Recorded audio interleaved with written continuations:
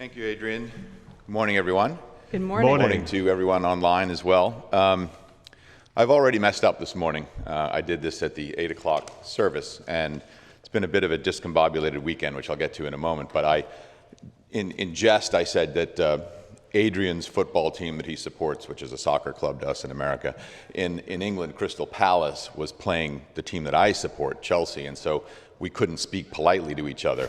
And after the service, he reminded me, because I didn't know, that they'd played yesterday, his team lost, and he really wasn't going to speak to me for that service. So this means you all have to pledge more. Okay. I've upset the apple cart, but it's been, as I said, it's been a bit of a discombobulated weekend because our youngest son, Lakey and my youngest son, Jed, was confirmed yesterday in the church at the Cathedral of St. Paul's in Boston. So lots of parishes, lots of kids, hundreds of people running around. And in preparation for this, well, I should say belated preparation, we were at home on Friday night before the morning yesterday and watching TV about 10 o'clock at night. And Lakey said to me, well, you're speaking tomorrow. I said, and what? She said, you're speaking tomorrow at the confirmation. And I said, well, why am I speaking tomorrow? She said, well, I signed us up. And I said, well, what do you mean you signed us up? And she said, here, look at the order of service. And so I got the order of service, and it says, there's one speaker out of hundreds of people from the outside, and it says Lakey and Hugh MacArthur. And I said, well, your name's there. And she said, I don't speak in public, that's going to be you. I said, well, what am I doing? And she said, well, you're doing a reading. And I said, what am I reading? And she said, well, I don't know. And so the punchline is, I got there, and I was doing a reading from Jeremiah, and I was assured that actually the lectern and the microphone and everything was working. And unfortunately, not many people learned much about what Jeremiah had to say because it actually wasn't working. So I was speaking out into the void while I was reading. Can everybody hear me now? Yeah. These are working, and part of that is because through stewardship, we pay the bills that keep the electricity going in this church. So, once again, good morning, everyone, and a very good morning to our friends watching online. Today is the kickoff of the 2023 Stewardship Campaign. Our theme this year is Renewing Our Faith and Commitment. Renewing our faith and commitment. And our goals are as ambitious as ever. Our goal is 300 pledges and $1.1 million raised.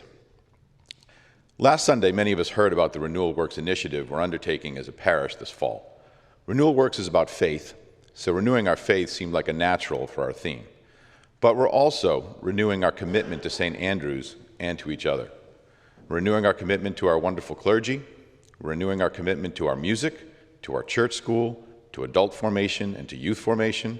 We're renewing our commitment to fellowship and to worship, to realm and yes, to our sound system.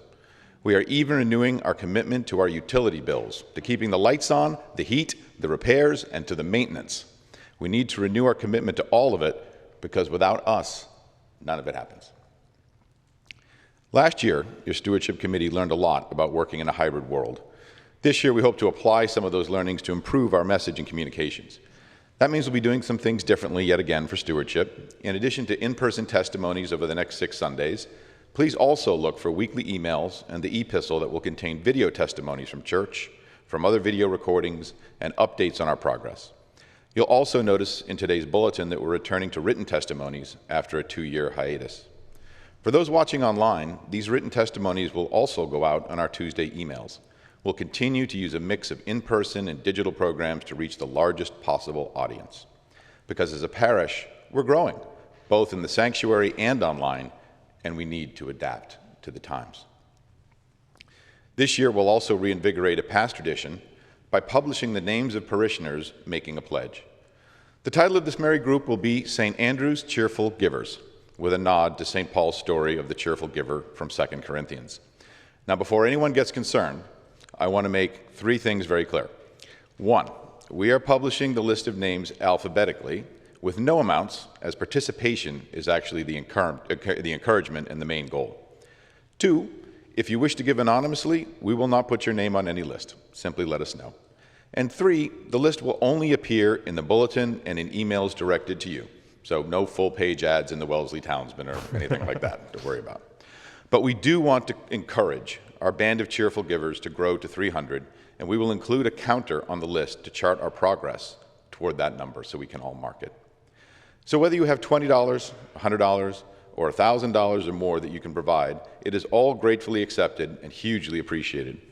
A good way to think about where you might fit is to have a look at the step-up chart you have likely received or will receive with your pledge card materials. This bug seems to like me. The chart buckets our cheerful givers in a way that can help. We deeply appreciate your participation in this year's campaign. I also want to emphasize that newer parishioners are welcome to pledge, whether in church or online. For all of us, it's easy to give. Simply return the pledge card you receive in the mail or go to standrewswellesley.org, our website, click Give in the upper right-hand corner, and then Making a Pledge. Name, address, amount. That's it. Takes about 30 seconds. I've given a chat over the years about why my family supports St. Andrews financially.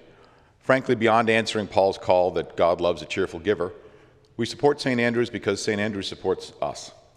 Beyond the problems of the pandemic, which I discussed last year, my family personally felt the support of the entire parish when my mother passed away earlier this year. We had a beautiful celebration of her life here in the church, officiated by Adrian and Margaret. But even before that, the parish was in action. People turned up at our door with food, unbidden. Sympathy cards came, calls to ask if we needed anything, hugs, handshakes, and arms around shoulders whenever we saw folks. We learned again that sometimes life's most painful challenges reveal more about the power of the community to deliver God's help than during happy times. We're extraordinarily grateful for this community. We feel blessed to be here, we love being here, and we're grateful to have the ability to give back and renew our commitment to our spiritual home. Thank you.